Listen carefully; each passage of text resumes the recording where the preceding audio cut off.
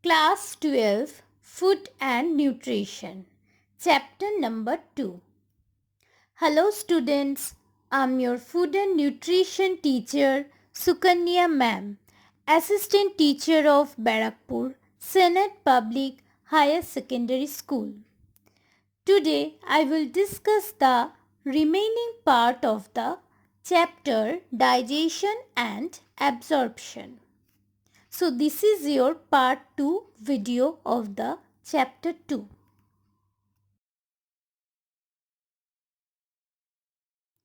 Digestion of fat. In the previous video, we have discussed about the digestion of carbohydrate and protein. Now, we will discuss about the digestion of fat. Fats can be defined as non-polar compounds which are chemically esters of fatty acid and glycerol. So first, fat digestion in mouth. In mouth, there is no enzyme for fat digestion. But teeth break down the complex food into smaller pieces, thus increasing the surface area. Saliva mixes with food, softening it, helps in swallowing. Fat digestion in pharynx and esophagus. No digestion occurs in the pharynx and esophagus, but peristaltic movements in this part can help in the transport of food from the mouth to the stomach. Next, fat digestion in the stomach. Stomach contains gastric lipase. It is a lipolytic enzyme. It acts best in the acidic pH. The optimum temperature for the action is about 40 degrees centigrade. So fats are break down by the gastric lipase into the 1 molecule of glycerol and 3 molecules of fatty acids. Next, fat digestion in the duodenum. In duodenum, fat digestion takes place almost completely. There are mainly two types of juice enter into the duodenum. First one is bile. Bile does not contain any digestive enzymes, but it is one of the most important factors needed for the fat digestion. It helps in the fat digestion by carrying out following functions. First one is activation action. Bile contains bile salt which contain cholic acids. तो ये colic acid से भरे lipase enzyme को active करता है. Next, solvent action. Bile act as a good soluent. Due to this property, it serves as a good medium for the interaction of fat and fat digesting enzymes. Next, peristaltic movement. Bile salts stimulate peristalsis, thereby increasing the rate of mixing of food with enzyme. So peristaltic movement के वजह से जो enzymes होते हैं वो बहुत अच्छी तरह से मिक्स हो जाता है फूड के साथ. Next, cholagogue action.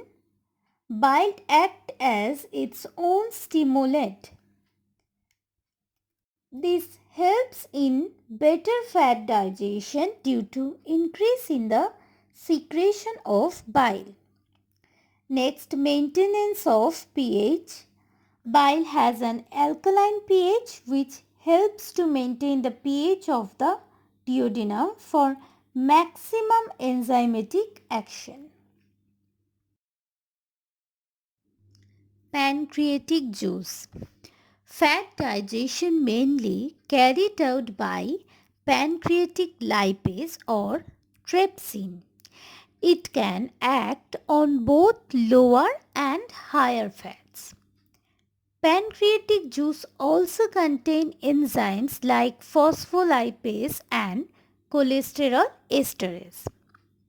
Pancreatic juice also contains some other factors which help in better fat digestion. These are: first, antiperistaltic movement. It is present in the duodenum which helps better mixing of the food with the enzyme. Then enterogastron hormones. It is liberated from the duodenum when fat is present, and this inhibits gastric secretion and motility. Amino acid like arginine, histidine and lysine also help in the hydrolysis of fat in the duodenum. In the lower part of the small intestine, succus entericus is present, which also contain another lipase. Under normal condition, fat digestion is almost completed by pancreatic juice, and succus entericus is not very important. It is needed only in very small amount on fats that have not been digested by pancreatic juice. Now we will discuss about the absorption. After digestion, the next step is absorption. मतलब जो food होता है वो simple form में absorb हो जाता है. कहाँ पे? ब्लड में. फिर ब्लड से वो सेल टू सेल पास हो जाता है और सेल में जाके अपना काम करता है. सो एब्जॉर्प्शन कैसे होता है यही हम जानेंगे. So absorption is the process by which the end products of the digestion move through the intestinal epithelium and enter the bloodstream. So first we will discuss about the absorption of carbohydrate. The end products of carbohydrate metabolism is always monosaccharide, क्योंकि complex form से break down होके वो simple form या फिर monosaccharide में convert हो जाता है. Monosaccharide है glucose, fructose and galactose. Monosaccharides are usually soluble in water, so they are absorbed by the osmosis, diffusion and filtration process. Due to phosphorylation, glucose can enter into the intestinal and cross it. Dephosphorylation occurs when the sugar has to enter into the bloodstream and thus blood receives a free glucose. Carbohydrates are maximum absorbed in the jejunum portion of the intestinal, that means small intestinal. So carbohydrate absorption को हम एक flow chart के मदद से और अच्छे से जानेंगे.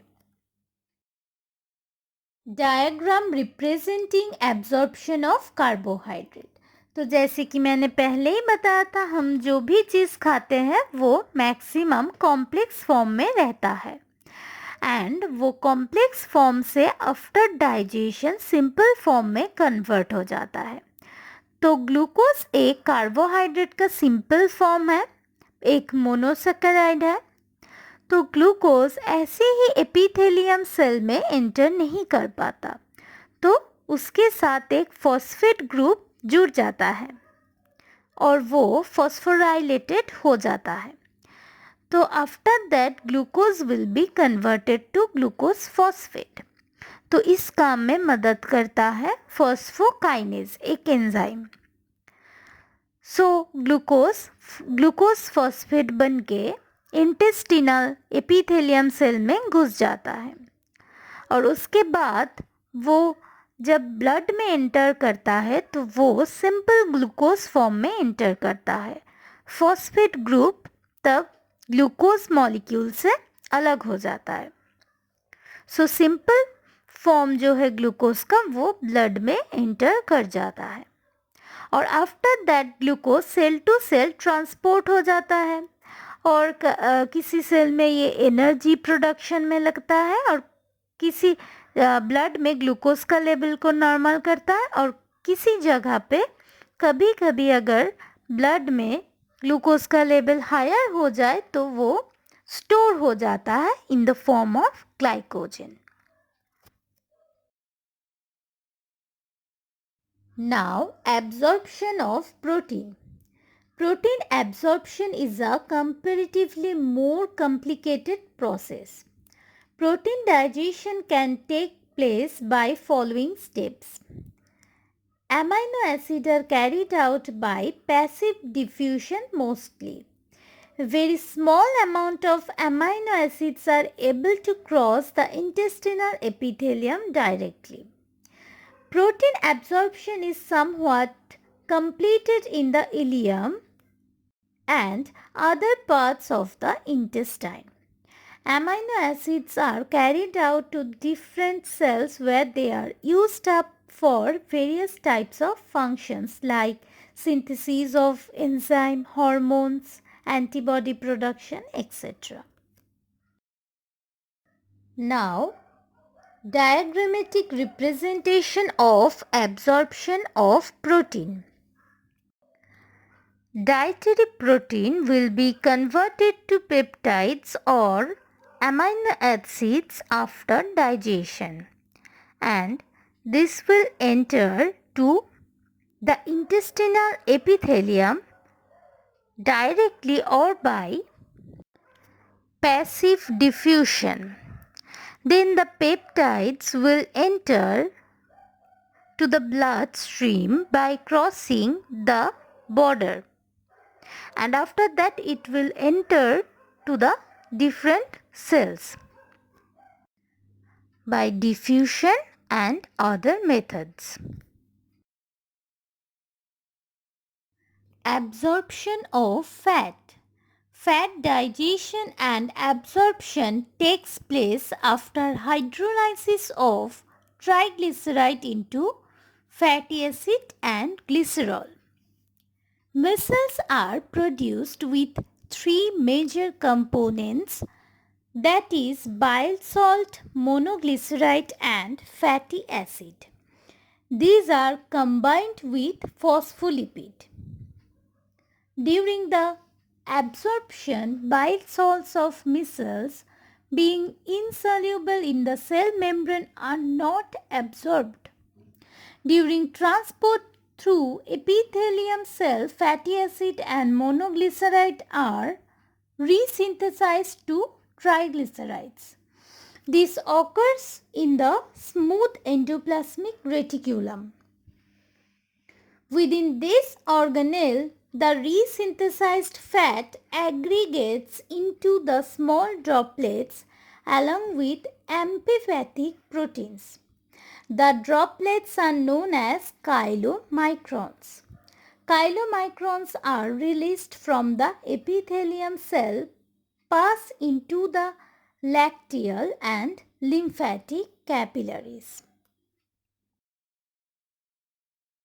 Diagrammatic representation of absorption of fat. Meso enters the intestinal epithelial cell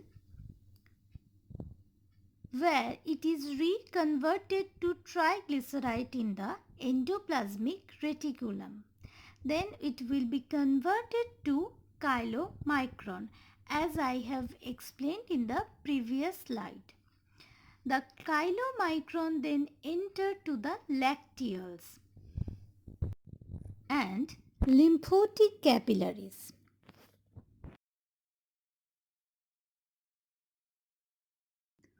Hope you all understand what we have learned today. Thank you, students.